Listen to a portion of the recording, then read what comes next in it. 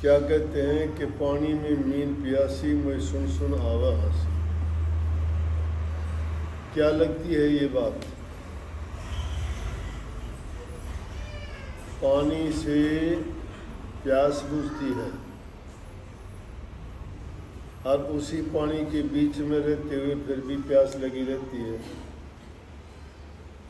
कबीर साहब का तात्पर्य हमें समझाने के लिए था। दूसरी जगह वाणी में कहते हैं, वस्तु कहीं ढूंढे कहीं किस विद आवे हाथ। कहे कबीर जब पाइए भेदी लीजिए साथ। कि चीज कहीं और रखी है, ढूंढते उसको कहीं और हैं, वो कैसे मिलेगी? मिल जाएगी। कहते हैं कि भेदी जानकार आदमी जो उसके बारे में जानता है, उससे संबंध जोड़ो, उससे बात करो, वो मिलवा देगा। इस बात का मतलब यही है कि हम जिस दुनिया में रहते हैं, ये दुनिया परमात्मा की बनाई हुई है और उसकी खोज में हम कभी मथुरा, कभी काशी, कभी कहीं घूमते हैं। हमारा कहने का तात्पर्य ये बिल्कुल नहीं है कि मथुरा, काशी, हरिद्वार या इलाहाबाद या गंगा सागर ना जाओ। नहीं, कहते हैं कि जिस वस्तु को खोजने के लिए तुम जाते हो वो हर जगह है, वो आपके पास है।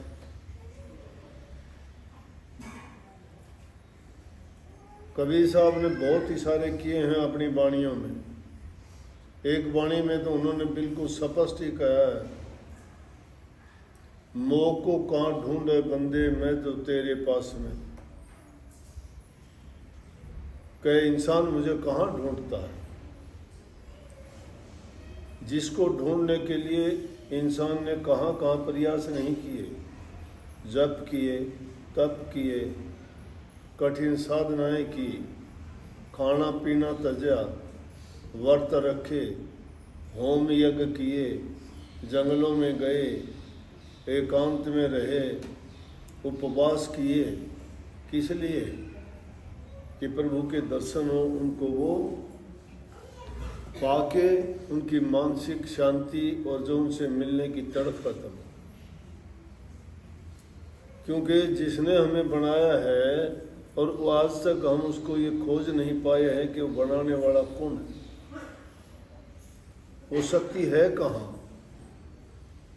इंसान ने हर चीज की खोज की है, तो ये भी उसके मन में एक कुरेद रही है हमेशा से, जब से जन्म लिया है, कि जिसने ये रचना रची है उसको मैं देखूं। क्योंकि वही सब चीज का कर्ता, धर्ता, हरता, भरता है। और जब वो हमें मिल जाएगा तो कम से कम उनके दर्शन पाके हमें वो सुख, शांति और संतोष मिलेगा कि जो इस दुनिया के किसी पदार्थ में नहीं। परंतु है हमारे पास में, कंधे छोरा नगर ढिंढोरा, हमारे पास में होते हुए भी हम उसको मिल नहीं पाते, खोज नहीं पाते।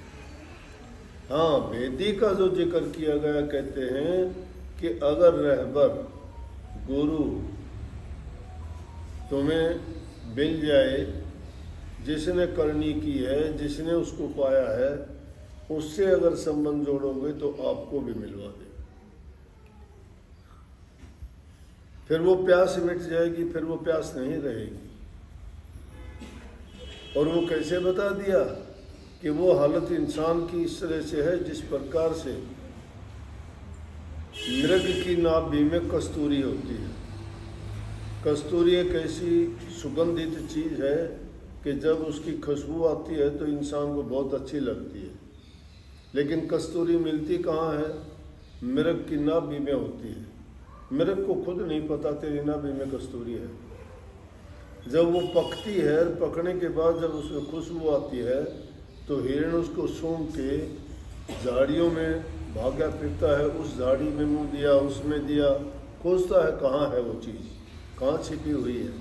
दिखाई तो देती नहीं, जो दिखाई नहीं देती तो सोचता है कहीं छिपी हुई है, तो उसको जगह जगह वो इस तरह से ढूंढता फिरता है। इसलिए कही कि मृग की नाभि में है कस्तूरी, जानकारी उसको है नहीं।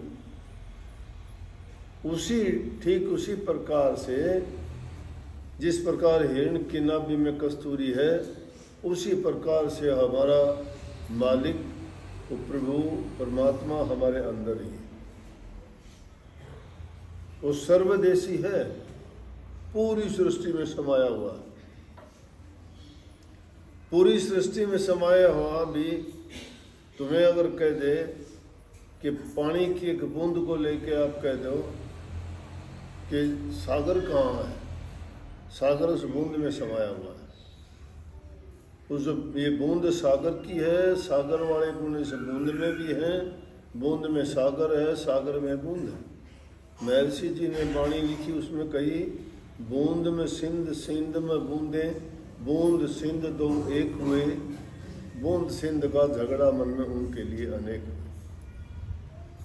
वो बूंद इसी प्रकार से हमारे अंदर में वो एक जगह भी है और पूरी दुनिया में भी। चंद्रमा आकाश में है तो देखोगे तो हमारा है, भारत का है।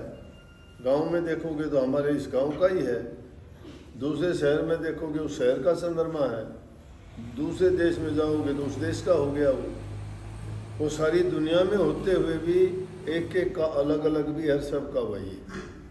इसी प्रकार से प्रभु भी हमारे अंदर में समाया हुआ है। खोजने की उसको ज़रूरत है। खोजोगे कब? जब आपको गुरु पूरा मिल जाएगा, वो तुम्हें रास्ता बताएगा, उसके नियम समझाएगा कि आपको उससे मिलने के लिए क्या क्या करना पड़ेगा, और उनके बताए मार्ग पर चलोगे तो उसको पा लोगे। कोई मेहनत करनी पड़ेगी, कठिन परिश्रम करना पड़ेगा, बहुत संयम रखना पड़ेगा। अब संयम रखते नहीं, किसी चीज़ का पालन करते नहीं, गुरु के कहे में नहीं, मन के कहे में चलते हो। जिस चीज़ से तुम्हारा वो काम बनना है उसके तो बात को अनसुनी कर देते हो, क्योंकि उस मार्ग पर चलना कठिन है। देखा देखी तो सब पीछे हो लेते हैं, लेकिन उस रास्ते पर चलना बड़ा कठिन होता है। और जो सच्चा खोजी बन के चलता है तो उसको मिलता है। जो सच्चे बन के चले उनको सबको मिला, किसको नहीं मिला। परंतु हम मेहनत करना नहीं चाहते। जो मेहनत करना नहीं चाहता उसको कैसे मिल जाएगा? जब तक गुरु के दिखाए रास्ते पे हम नहीं चल पाते तो उसको भी नहीं देख पाते। उसको गुरु भक्ति कहते हैं। गुरु के बताए नियमों का पालन करो, अपने जीवन को उनके अनुसार ढालो। स्वार्थ की भक्ति नहीं है, लालच की भक्ति नहीं है, इच्छाओं और तृष्णाओं में डूबने वालों के लिए भक्ति नहीं है। भक्ति बड़ी तप की है, त्याग की है और साधना की है। उसके लिए सतत प्रयास करना पड़ता है, मेहनत करनी पड़ती है। देखा देखी का खेल अगर होता तो कोई भी कर लेता। चाहते तो सब हैं, उड़ान भरना सब चाहते हैं, लेकिन पंख भीगे हुए हैं, नहीं उड़ पाते। ये दुनियादारी की जब तक वासनाएं हैं तब तक उस रास्ते पर चलना कठिन है।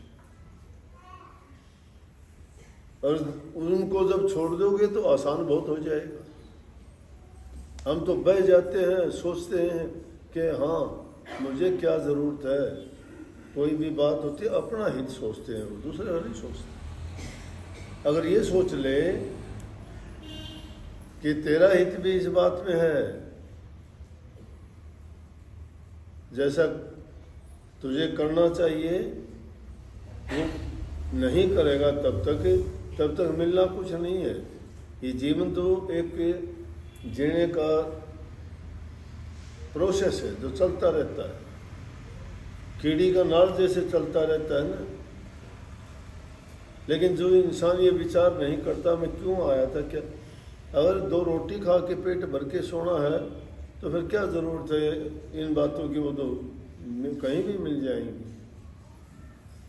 कितने लोग यहाँ आते हैं, देखते हैं हम, साधु का भेष बना लेते हैं, मांगते फिरते हैं, पूछते हैं शादी हुई थी, हाँ हुई थी, बच्चे वो पत्नी घर हैं, बोला हमने उनको छोड़ दिया है, वो घर में ही है, हम घूमते हैं, वो घूमते हैं। घर छोड़ा, पत्नी छोड़ी, काम छोड़ा, और उसके बाद क्या सीखा? मांगना। अगर मांगते हो तो उससे मांगो ना, सब कुछ देने वाला है, खोजो उसको, पुकार करो उसके लिए, वो सबकी सुनता है। तुम्हारी पुकार सच्ची होनी चाहिए। ये तो है नहीं कि वैसे ही बोलते गए, बोलने मात्र से वो कोई मूर्ख नहीं है, वो अज्ञानी नहीं है, वो तुम्हारे दिल की भावनाओं को जानता है, किस मन से ये करता है। हम तो परमात्मा को ही धोखा देना चाहते हैं। परमात्मा जो सबको देखता है, सबकी जानता है, उसी को ही। एक आदमी था, एक ऊंचे पेड़ पर चढ़ गया, ऊंचे पेड़ पे चढ़ गया तो उतरना उसको मुश्किल हो गया।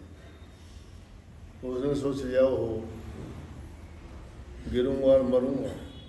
बोला हे परमात्मा, किसी तरह मुझे नीचे उतार दे, मैं 101 रुपये का प्रसाद बांटूंगा। परमात्मा को भी रिश्वत देना चाहते हैं। चलो, है वो शक्ति, जब तुम अपना दुख, अपनी बात, अपनी परेशानी उसको दे देते हो तो तुम्हारा डाइवर्ट हो जाता है, ध्यान उस ओर चला जाता है। आप सोचते हो मैंने अपनी परेशानी उनको सौंप दी, वो आप संभालेगा। इसी प्रकार से आप लोग भी जो आते हो ना, गुरु को सौंपते हो कि ये आशीर्वाद देना मेरा एक काम हो गया।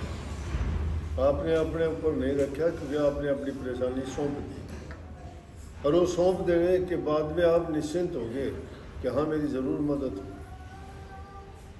तो लेकिन वहाँ भी हम क्या करते हैं? धोखे से परमात्मा से कहते हैं परमात्मा नीचे उतार दे, 101 रुपये का प्रसाद मांगा।